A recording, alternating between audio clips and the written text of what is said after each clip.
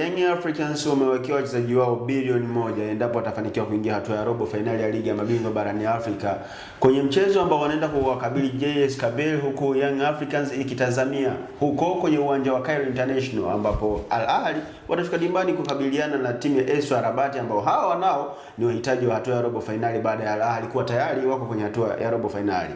Jina langu ni Usama Hamisi Lusama, niko na Leopard John. Yusuf Ramadhan Mpuma ni cameraman wetu. Leopard. Young Africans wamewekea wachezaji wao. Viongozi wa Young Africans. Wamewekea wachezaji wao zawadi ya bilioni 1 endapo watafanikiwa kuingia hatua ya robo finali ya ligi ya mabingwa barani Afrika. Tunajua pesa haijawahi kuwa ndogo siku zote. Ni kichocheo kizuri sana. Of course. Tutegemee kitu gani kutoka kwa wachezaji wa Young Africans? Kwanza motisha hayazii tu ndani ya wachezaji wenyewe. Kwanza technical bench nao pia ni sehemu ambayo wanahusika kwenye hiyo bonus ambayo wameahidiwa na viongozi wao. Kwa sababu ukiangalia kimsingi Young Africans tukubali tu kwamba wamekuwa hawana fomu nzuri kwenye michuano mwaka huu ya ligi ya mabingwa barani Afrika. Hasa mara baada ya kupoteza mechi yao dhidi ya National Al Ahly, wamekuwa wanaswagu sana. Lakini mimi binafsi yangu hiyo bilioni 1 ambayo Young Africans wamepatiwa, nafikiri wakatie pia na fungu lao National Al Ahly, kwa maana wao pia watakuwa ni sehemu ya kwenda ya kuwasaidia kwa sababu kuweza kufuzu mchezo unaofuata. Kitu kizuri kwa Young Africans ambacho kinawahusu ni urejeo wa Imam Ashul kwenye kikosi cha National Al Ahly. Anakwenda kuivaa AS FAR katika mchezo unaofuata katika uwanja wa Borg El Arab huko Alexandria nchini Misri, kwa sababu National Al Ahly wamemkosa Imam Ashul kwenye mechi zao 2 za ligi ya mabingwa barani Afrika. Mechi ya marejano dhidi ya Young Africans Zanzibar na mechi dhidi ya JS Kabylie ambayo National Al Ahly walikuwa nchini Algeria. Lakini binafsi kimsingi Pedro Goncalves ndiye ambaye anakwenda kuwa sterling kwenye huu mchezo, kwa maana kimbinu, kimkakati, kifalsafa. Yaani safari hii sitegemei kumuona Pedro Goncalves akiwa muoga. Hapa ndipo ambako inakuhitaji kama kocha kuweza kuvaa mabomu kama kujilipua, kwa maana wewe ndiye ambaye utakuwa msingi wa kwanza kuiwini mechi kwenye eneo la kimbinu, kwa sababu JS Kabylie ni miongoni mwa timu ambazo hauwezi kuzibeza kwenye mechi kama hizi, kwa sababu ukiangalia licha ya kwamba wao kwenye kundi hawapigiwi upato mkubwa sana, wanaweza wakawa ni timu ambayo pengine kama ikitokea kumfunga Yanga, though siombei hicho kitu, wanaweza kawa wanashika nafasi ya 4 hata walau kuliko Young Africans ambaye yeye atabakia kuwa nafasi ya mwisho kama ikitokea akamfunga Young Africans. Lakini ni mechi ambayo mwalimu wa Young Africans Pedro Goncalves kwa kushirikiana na watu kama vile wakina Patrick Mabedi ambao ni sehemu ya benchi la ufundi, wakina Walter Hodgson, meneja wa klabu ya Young Africans, hao ndio watakwenda kuwa mastering kuelekea kwenye huu mchezo. Video analyst wa klabu ya Young Africans lazima awe bora kwenye kuwasoma wapinzani, aina yao ya uchezaji, falsafa yao wanavyocheza, jinsi gani ambavyo wakiwa ugenini wanachezaga mechi zao, jinsi gani umala wao ulipo. Na jana nimetoka kuzungumzia wana miongoni mwa washambuliaji bora wa barani Afrika na nchini Algeria, kwa maana Ayman Mayous, miongoni mwa washambuliaji ambao wanafahamu vizuri soka la Afrika jinsi lilivyo, lakini pia wanafahamu vizuri ugumu wa michuano ya kombe la shirikisho barani Afrika, kwa maana huyu Ayman Mayous ameshapita kwenye vilabu vikubwa vyote vya nchini Algeria, kwa maana ameanza na CR Belouizdad, ameshawahi kuitumikia, lakini pia ameshawahi kupita kwenye klabu ya Usma kwa maana USM Alger, ameshapita pia JS Kabylie, ambapo hizi zote ni klabu kubwa kwa pale nchini Algeria. Kwa hiyo anafahamu vyema ugumu wa hii michuano ya CAF Champions League. Kwa hiyo ni mechi ambayo Young Africans lazima wawe kitu kimoja, kuanzia kwenye benchi la ufundi mpaka kwenye eneo la players wenyewe mmoja mmoja. Lakini pia mechi kama hizi ndizo ambazo unamhitaji Pacome Zouzoua aweze kushow kile ambacho Mwenyezi Mungu alimbarikia, kwa maana kipaji chake hasa ndio kisaidie timu. Sasa mechi kama hizi ndizo unakuja kuangalia umuhimu wa X Factor kiwanjani, kwa maana X Factor player lazima mechi kama hii aweze kuivaa na aweze kuiamua yeye mwenyewe. Kama Djigui Diarra anaweza kaamua game, Pacome Zouzoua anaweza kaamua mechi, Depu, Alain Okello, hao wote ni ma X Factor. Damaro Kamara anaweza kaamua game. Kwa hiyo hao wote ambao nimewazungumza ambao ni kama ma X Factor kwenye coast ya Young Africans, hao ndio mechi ambayo inawahusu kwa 100%. Kulingana na status ilivyo sasa hivi ya JS Kabylie, kuwa hawana tena nafasi ya kuadvance na kuingia hatua ya robo finali. Inaweza ikawa ni miongoni mwa vijisababu ambavyo vinaweza vikapelekea Young Africans wakakutana na mteremko kwenye mchezo wao.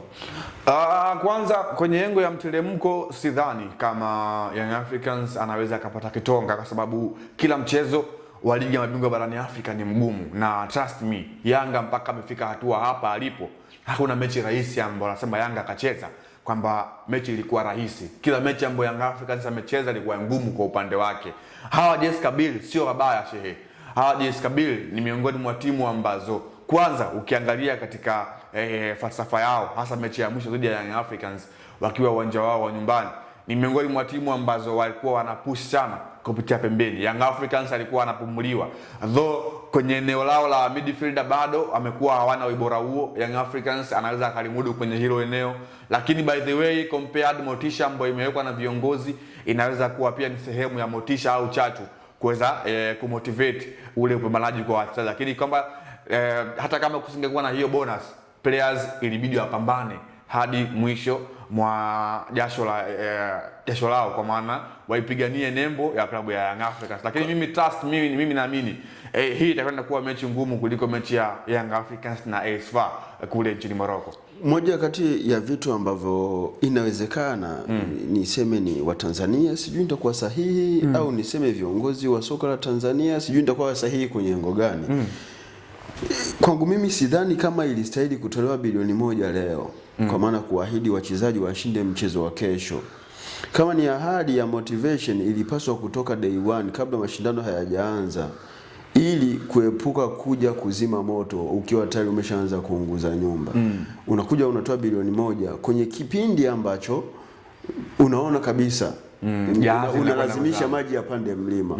Kuna mtu mmoja, sitamtaja jina lakini nakumbukumbu vizuri, alisema hizi ahadi sometimes zinatolewa za kinafiki, kwa sababu anajua anatoa ahadi ya bilioni 1 kwenye kitu ambacho hakiwezekani. Nitaweka tu mbele yao ngoja nimalize. Ngoja nimalize. Alisema zawadi au motisha huwa zinatolewa huku matajiri wakiwa hawatamani zile pesa wazitoe. Yani ni motisha wanazozitoa kama picha, yani wachezaji waone pesa then zirudi kwenye account za mabosses. Ndio maana natoa hizi pesa kwenye mazingira ambayo ni magumu, ili hali wakijua kabisa uwezekano wa kutoboa hapa ni mgumu. Ndio maana leo viongozi wa Young Africans wanakuja wanasema tunaweka bilioni 1, ili hali wakijua huu mchezo sio mchezo peke yake unaoamua hatima yao. Hatima yao ya kweli inaamuliwa Cairo, ndiko ambako hatima ya Young Africans inakoamuliwa. Kwa nini uje uweke pesa kwenye siku ambayo si siku ambayo unajamulia? Unajua Yanga hawaamui safari yao. Huo ndio ukweli. Wanaoamua safari ya Young Africans ni Al Ahly na FAR Rabat, ndio watakaoamua. Yanga hata washinde goli milioni, FAR Rabat wakipata sare, they have nothing. Hakuna ambacho kwa Waswahili wanasema kwamba kabla haujafagia uwanja wa jirani yako, fagia kwanza kwako. Waitakiwa kufagia mapema, sio kipindi hiki. Yanga akiwa yupo kwenye mechi sio lazima kwanza kwake ahakikishe kwamba ameshafunga. Huku sio kufagia, angalie kule Cairo kuendelea nini. Lakini kama akiwa anaangalia kule, mimi ningewaelewa viongozi wa Yanga kama wangetoa hii zawadi mechi ya ugenini ya Yanga na AS FAR Rabat. Waliweka, nisikilize, hawakuweka kiwango hiki cha pesa. Lakini pesa waliweka. Hawakuweka kiwango hiki cha pesa. Kila hatua ambayo unakwenda ndio. Kwangu mimi ndio naona ni unafiki wa viongozi wa mpira wa Tanzania. Wanatoa pesa nyingi kwenye mazingira magumu. Ngoja kwanza tukubaliane, binafsi yako Young Africans anaenda robo finali au aende? Kwenda robo finali itategemeana na mchezo wa jibu ndio. Sikiliza nikwambie. Ngoja nikwambie. Usiogope. Nisikilize. Mchezo wa Young Africans na AS FAR na JS Kabylie hauamui nani aende robo finali. Mchezo unaoamua nani aende robo finali ni mchezo wa Al Ahly na AS FAR Rabat. Kule yakitokea matokeo ya aina mbili, Yanga haendi finali, haendi robo finali. Al Ahly kutoa sare au Al Ahly kupigika. Young Africans hapigiki hata Yanga washinde goli milioni hawaendi finali, robo finali. Kwa hiyo Young Africans kushinda peke yake haitoshi. Inabidi wewe na kuburi za kuomba dua ili Swarabat kama walimtukana Al Ahly Zanzibar, inabidi waombe msamaha. Inabidi waombe msamaha. Kwa hiyo mimi naona kabisa hizi pesa ambazo wamewawekea wachezaji ni danganya toto. Ndio mimi wamewawekea wazione watamani tunasemaje hilo fungu ambalo wametolewa kwa viongozi wa Young Africans kwenda kwa benchi la ufundi na mashabiki. Uwezi jua waligawe kidogo kwenda kwa Mahmoud Rahatibu Misri. Cairo sio wametangaza kiingilio free entry au sio free entry. Kuna usikute watu washawaambia mwanangu sisi tutagharamia viingilio watu waingie. Unajua bado CAF alikuwa ameweka kizingiti kwa maana uwanja wa Bog Arabu unaingiza mashabiki 75,000. Lakini CAF walikuwa wameweka kipingamizi kwamba waingie mashabiki 50,000. Kwa hiyo shirikisho la soka nchini Misri pamoja na uongozi wa Al Ahly walikuwa wanapigania kwamba kuhakikisha kwamba uwanja unakuwa full house kwa maana kalai lile. Nikwambia kinachoenda kutokea. Bob Marley aliwahi kusema, you can fool some people for sometimes, you can't fool all the people all the times. Nisikilize kwanza. Bob Marley aliongea unaweza ukawapumbaza watu kwa muda mfupi lakini huwezi kuwapumbaza watu wote kwa muda wote. Kinachotokea Cairo ni kupumbaza watu. Trust me. Msimamo wako. Ule mchezo ule. It's either sare au Al Ahly anapasuka. Rabat yafungwa. Trust me. Kinachoendelea kule ni mazingaombwe.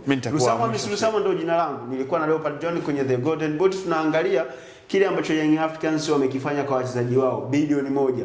10,000 nyingi mno. Zinaweza zikajaa hii studio yetu.